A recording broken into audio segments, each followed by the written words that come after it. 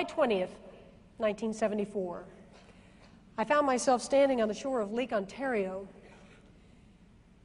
My Olympic dreams were over, and a friend told me about this eccentric sport of marathon swimming. You know, the earth is 4/5 water, and evidently this group of people travel around those lakes, rivers, and oceans, stand on a shore, a gun goes off, and they all try to make it to the other side first, win a little prize money, develop a lot of character. So there I was. The water was 48 degrees that day. If you know 48, you dive in, your fingers spread, your jaw clenches, and it's discipline and discipline alone that'll allow you to get to the other shore. I had just been greased in 10 pounds of wool fat lanolin, a singular experience unto itself. You could go home and just tell people you did that.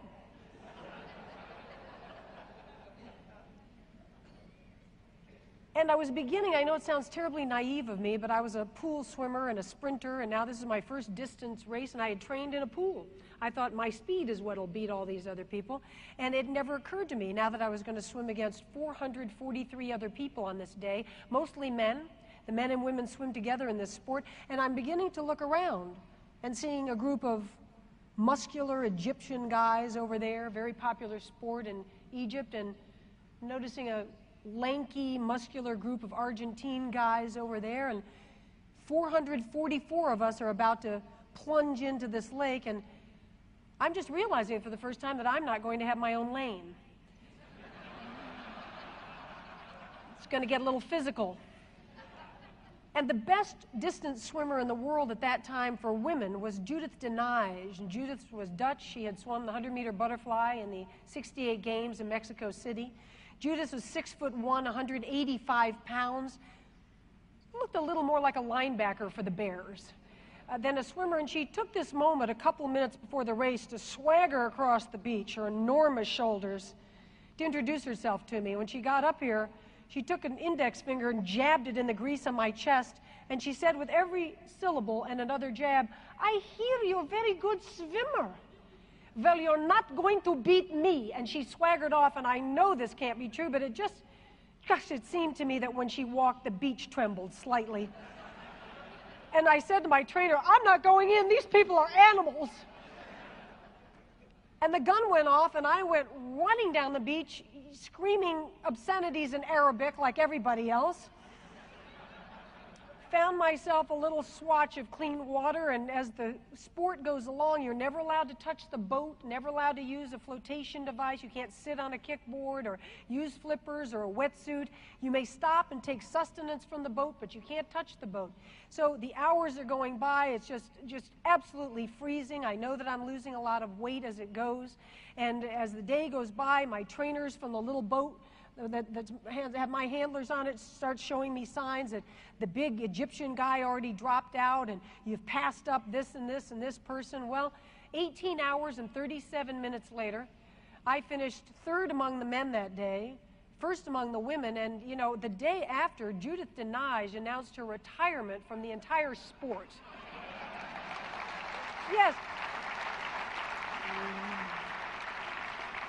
Yeah, believe me. When athletes talk about being sportsmanlike and, gee, they hope the best people stay in it, whatnot, it's a heady thing to wipe somebody right out of the sport altogether.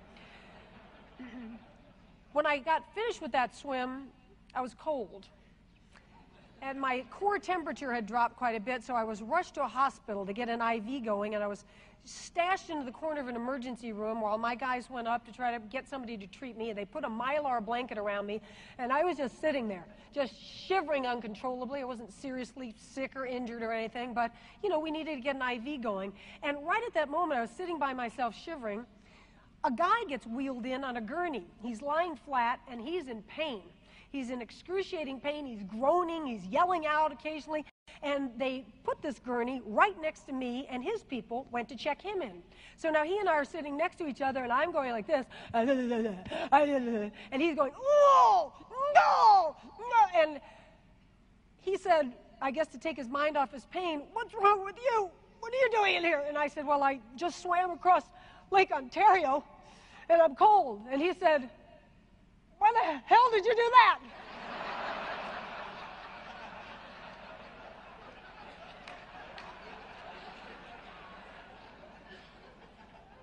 And I said, well, what's wrong with you? And he said, well, I was in a cigarette boat accident on Lake Ontario, and evidently he made a tiny mistake. His boat flipped going 220 miles an hour, and he told me that he was pretty sure he had a broken pelvis, definitely had a broken clavicle, broken jaw. And I said, why the hell did you do that? And as we sat there shivering and groaning in pain before we got looked at by some doctors, we started sharing what it was about these two sports, so different, that drew us to them. And he was telling me, even through his grimacing pain, that he loved, he thrilled to be that in the present. His adrenaline and his focus and his alert aliveness had to be so awake, so on edge, that as he learned this one day, just a thousandth of a second of a mistake would perhaps cost his life. And of course you can't live like that every minute in that kind of high octane, but he said it was a life lesson of this sport that he wanted to take to the rest of his life, to be that alert. And I told him that this was my very first marathon swim, but I could see that I was going to do more of it, because besides all the discomfort of it and the long hours, what I really was learning from it was this life lesson myself of stroke after stroke, mile after mile. It doesn't matter what comes your way. It doesn't matter what hardship. It doesn't matter what obstacle. It doesn't matter how low you go. If you keep your mind believing that you can reach that other shore, you can get to that long-term vision goal, you will. And so I decided that very day that one day I was going to become a sports journalist. And Scott mentioned the NPR column I do every Thursday. It's called The Score on NPR. And I've never mentioned, in many years, I've never mentioned the score of anything. What I talk about and what I'm fascinated with are these life lessons that athletes have to live by, and they have to learn very quickly, because the tragedy of sport is that we have to finish up our great passion in life very young. Not that we don't learn from other people,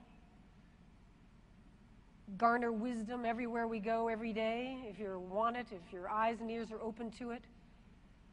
I had a chance to meet Kawase Mfume, the head of the NAACP for so many of those years, who had marched with Martin Luther King Jr., such an impressive man, a man of the people, a public servant. And he told me that his philosophy of life came from his grandmother. His parents were very poor, and they loved him, but they couldn't afford to raise him, and so they virtually gave him to his grandmother. And when he was only 8, his grandmother had cancer, bad cancer, spread everywhere, and she didn't make it. And at the very last hour, he was at her bed in the hospital, and he was crying. And he said, I can't live without you, Grandma. And she said, no, don't be silly, you're 8 years old. She said, I'm going to tell you something, though, and I ask you, for me, for our love of each other, I ask you to do this for the rest of your life, every single morning. And he said, I will, Grandma, I promise you. And he did. She said, every morning in that magical little twilight moment, when you're not quite fully awake, but you're not in a dead sleep anymore, you're just rousing. She said, I want you to keep your eyes closed and say to yourself, make this day worthwhile. And she said, that definition of worthwhile will change every year of your life, perhaps in different days of your life. But if you say it, and you can go to bed that night and put your head on the pillow and say, I did it. I made this day worthwhile. She said, you'll have a good life, and we'll always keep our connection together. I sat at a table after I gave a speech in New Mexico a couple of years ago, and during that speech I had mentioned that I had been raped violently by my swim coach as a 14-year-old. And it was a devastating experience that weighed very heavily on my spirit and my life and trust. And I spoke about it during the speech. And that night I was at this dinner table afterwards. I'd been invited to eat with some of the faculty at this university, and I was put right next to a woman who was old. She was 88 years old, and obviously she was the most respected one there, and she was the life of the party. Her mind totally together, and she told wonderful stories, and obviously everyone, myself included, was captivated by her. And at one point, she reached for something on the table, and as her sleeve pulled back, I saw the numbers etched in her forearm. She was a Holocaust survivor. And I said, "Oh my gosh, you're a survivor." And she said, "I am." And I said, "Well, it's an odd situation at a social dinner table, but would you tell me about it?" And she told me that when she was 3 years old, the Gestapos came to their home in Germany, and in a hurry, their family, father, mother, 6-year-old older sister, and she were supposed to pack up, and they were going to be put on a train, and they were going to Treblinka. And the father said, "I'm not going, you can kill me," and they did. And she remembered it. At the age of 88, she remembered that 3-year-old horror. And her mother and her sister and she were put onto a train where they couldn't even sit for 5 days. The people were so crowded like cattle in that car. They had to defecate and urinate on the floor. There was no light. And when the doors finally opened at the end of 5 days, the light was blinding.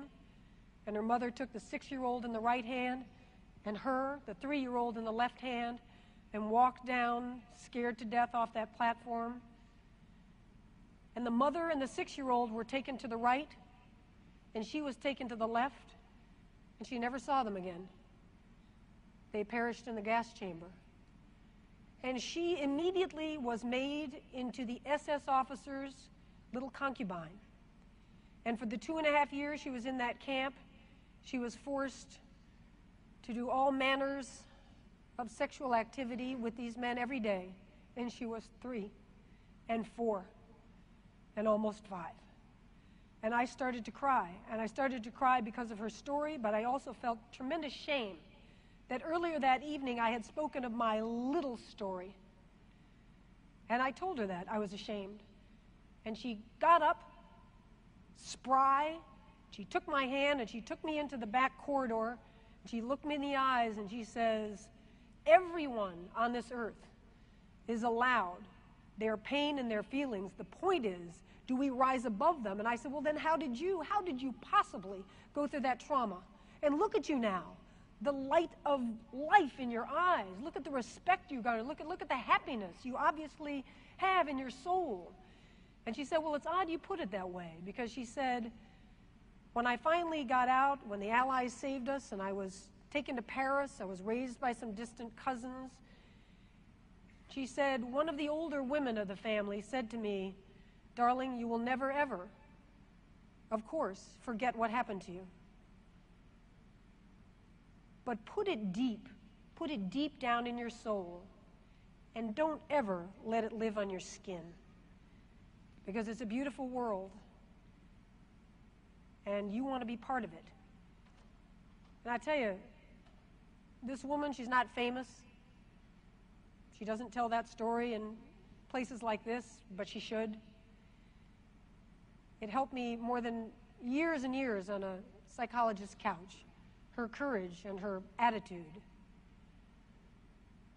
So I decided to go into the world of sports storytelling because, as I said before, there's tremendous inspiration and there are tremendous life lessons that come out of the pursuit of excellence.